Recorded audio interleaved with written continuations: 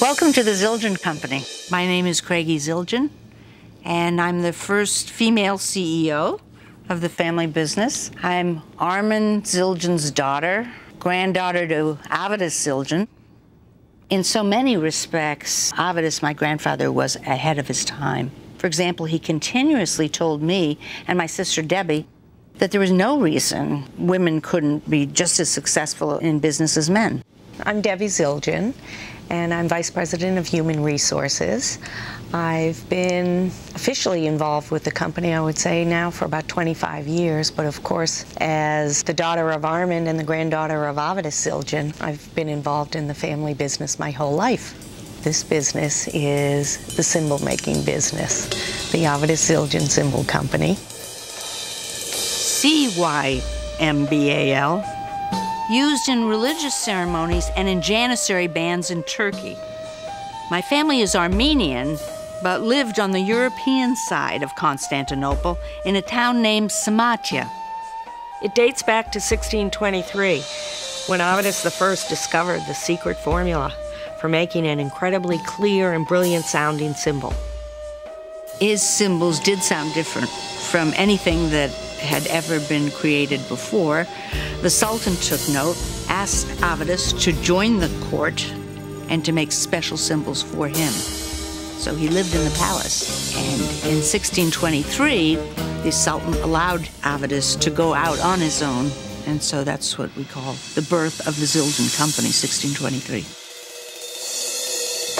Zildjian. Z-I-L is Turkish or Armenian for cymbal. DJ is maker.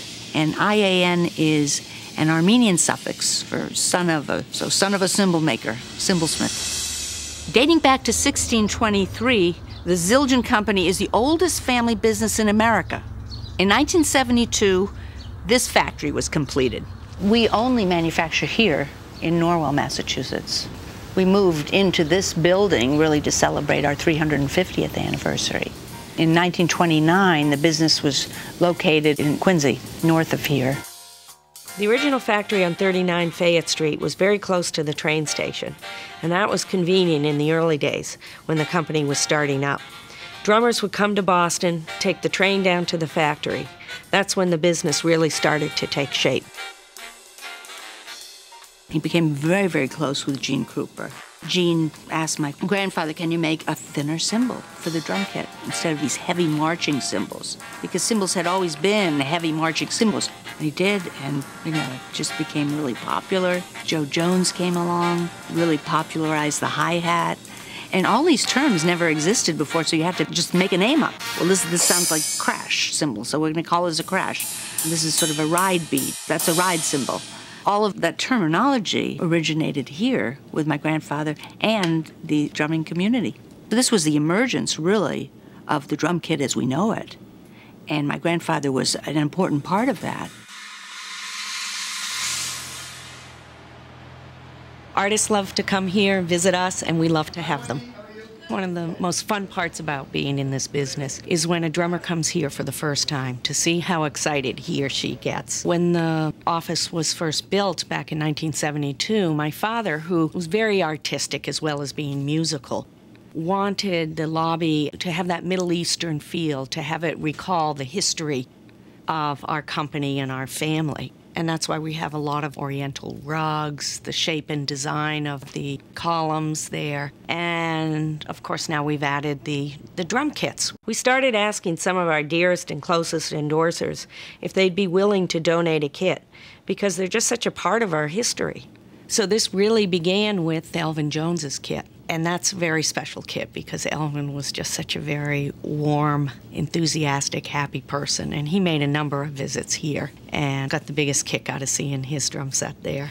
And then right next to Elvin's kit, we have a replica of Ringo Starr's kit, which brings you right back to the era of the Beatles. I mean, you look at the kit and you really feel like it's 1964 all over again. And then across from them, we have more of the modern artist kit in Travis Barker. Travis's kit features the platinum cymbals, which we manufactured in the 1980s. And then right next to Travis's kit, we have Dennis Chambers, and that's just a fabulous kit. It's this bright, bright yellow, and knowing Dennis, that's his color, and it just, big excitement, big big kit that he used on the Santana tour. We have Buddy Rich's set here. Buddy gave that to my father as a gift. My father had to have been his biggest fan. And there's the quote there that when Buddy was dying of a brain tumor, my father said, "I've got your drum set, Buddy." And Buddy turned to my father and said, "Zilj, take care of it, won't you?" And the next day he was gone. But we have a part of Buddy Rich here, as we do with Max Roach. He wrote a score on Pies of Quincy.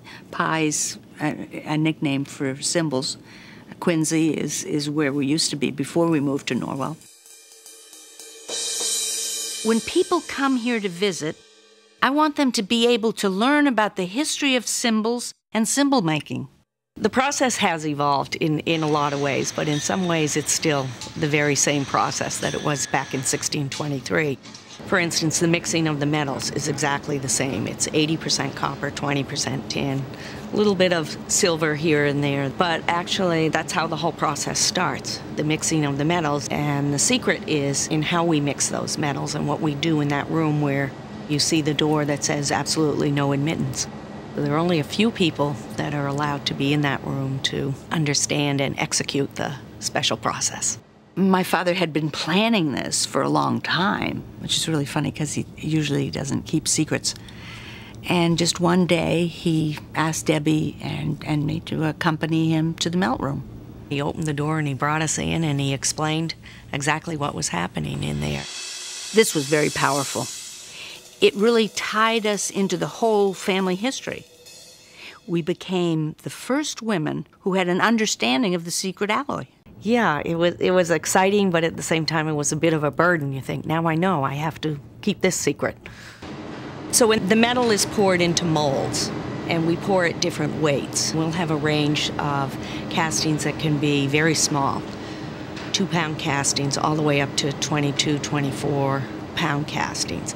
And obviously the smaller castings are used for the splash cymbals, you know, an 8-inch, 6-inch, 10-inch splash, all the way up to 24-inch ride cymbals for the larger castings. We still heat the castings the same way, we still roll them through the rolling mills the same way, but we've taken a lot of the physical labor out of it. We now have what we call an automated material handler. It goes into the oven, places the castings in, and now the castings rotate around the furnace. And that's been an improvement because now every casting that goes through the rotary is heated at the same temperature consistently. In the old box ovens, the castings in the back heated for a longer time period at a higher temperature. When you open the oven, the castings in the front part would cool off. And that would lead to a lot of breaking and inconsistency when they were rolled. The melt room, the rolling, the metal is always worked when it's hot, and it's very brittle at that point, so you have to be very careful with it. By turning the blank 90 degrees with every pass through the rollers, we develop a cross-grain structure, and that enhances the sound and durability of the finished cymbal. After the cymbal has been cupped and quenched, the center hole is punched into it, and then it's mounted on what we call a circle shear that makes the cymbal then a perfect circle. And all that scrap is reused, remelted. And then you start doing the cold work, and that's where you have the hammering, the shaping, the lathing. Well, the press is when the cymbal really starts to take its shape, and of course we have different dies for all different size cymbals. Hammering not only work hardens the cymbal, but our numerous proprietary hammer technologies produce sonics that could not be possible otherwise. The hammering options and patterns we've developed are infinite, and all of those processes take a long time to learn. And then the hammering affects the shape of the cymbal, and that's very important to the tone and to the sound. We have so many different hammering techniques and hammering technology that nobody else has. And then you move on to the lathing. We do hand lathing as well as automatic lathing, and then we do combinations of both. The lathing can also help contour the cymbal. It takes weight off, which affects the sound. Some cymbals are lathed to a greater degree than other cymbals. Some are lathed on both sides, some not lathed on the bottom. It's really a very delicate process, and I think people don't realize how long it takes to become a very good lather. And then only the more experienced lathers get to do the cymbals like the K. Constantinoples. I think Zildjian is the only cymbal manufacturer that has the creativity and the experience in sort of melding the old craftsmanship with the new modern technology. And that's why we're the most innovative. And I think our products, our cymbals speak for that. Our instruments are very unique. Next comes edging. The cymbal's very sharp at this point. So we place the cymbal on what we call the edger.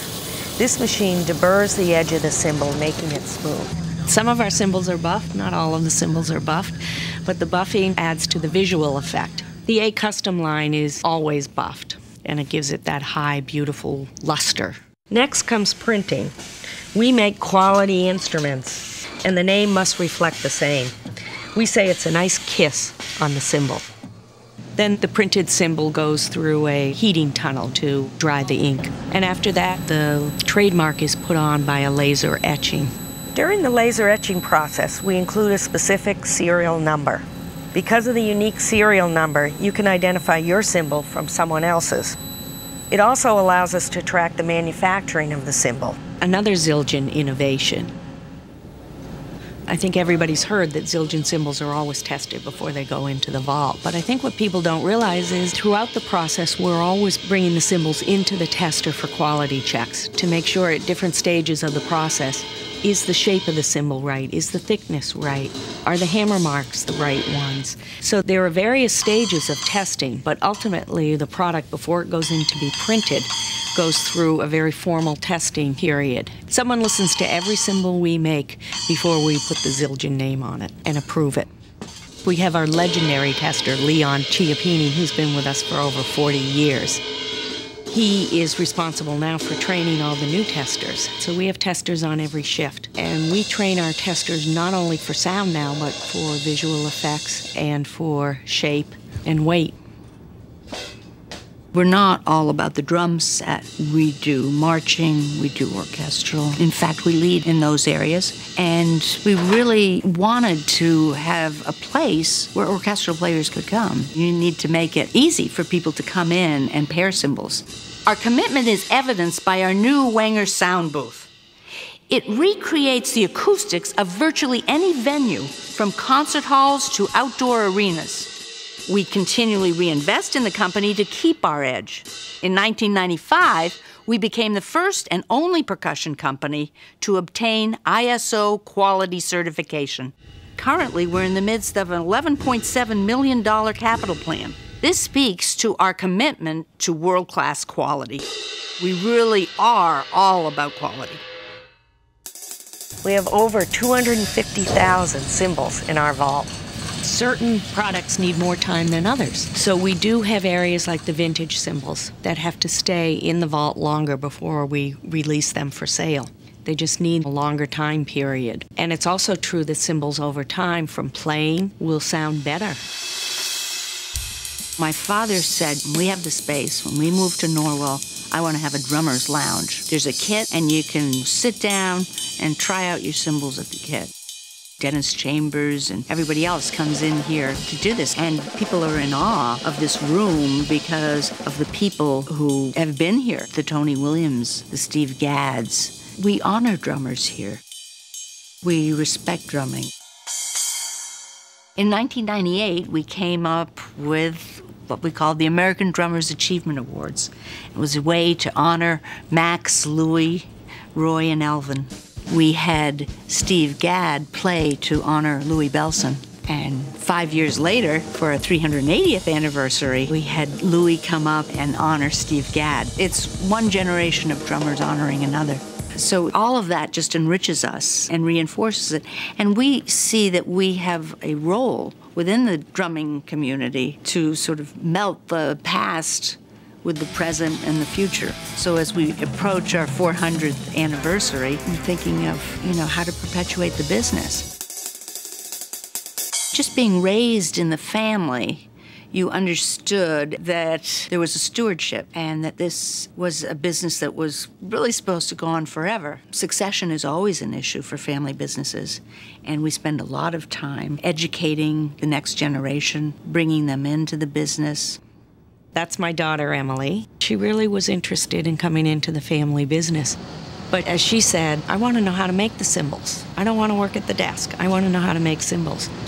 So she made a 2-year commitment to enter the apprentice program under the R&D and quality manager, Paul Francis. And she's on the first shift here, 7 o'clock every morning. She knows how to hammer. She knows how to use the dies. And she's become quite an accomplished lather. But, you know, as she said, I really feel the presence of my grandfather, Armand, out there. She said it's great knowing that he did all of this and understanding what it really takes to make a cymbal. And there's passion here. If you're a drummer, you can work with drummers to make sure that you get your particular sound.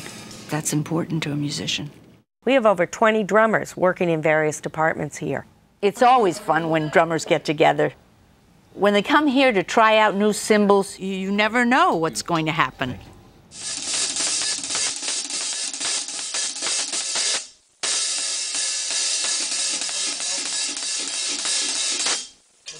Get him and Steve Smith to do the stuff. Give a splash cymbal, like.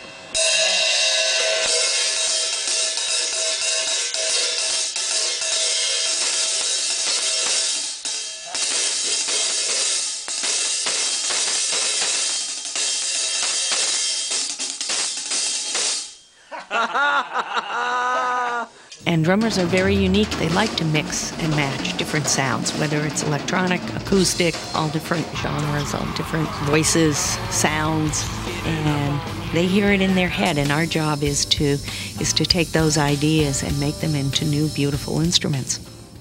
As my father said, that's our role, to have an understanding of where music is going and to follow that so that we can produce for drummers the sounds they need. We offer the broadest range of cymbals, from the traditional K cymbals to our core product line, A or Avidus Zildjian, to cymbals that our artists help us develop, like the A Custom line, which was developed with Vinnie Colaiuto. And that's what we do. We make the best cymbal in the world, and it's a beautiful instrument, and it's just an exciting thing to do because it's music. Back in 1623, there's no way that Avidus could have imagined where we'd be today. We're well positioned for the future. The next generation of the Zildjian family is already preparing to continue the legacy of the Zildjian brand. Just like previous generations of Zildjians, we're excited to know that one day we'll pick up the reins of this business. We look forward to carrying on Zildjian's heritage while carving out a new future. This is our commitment to making the finest cymbals in the world.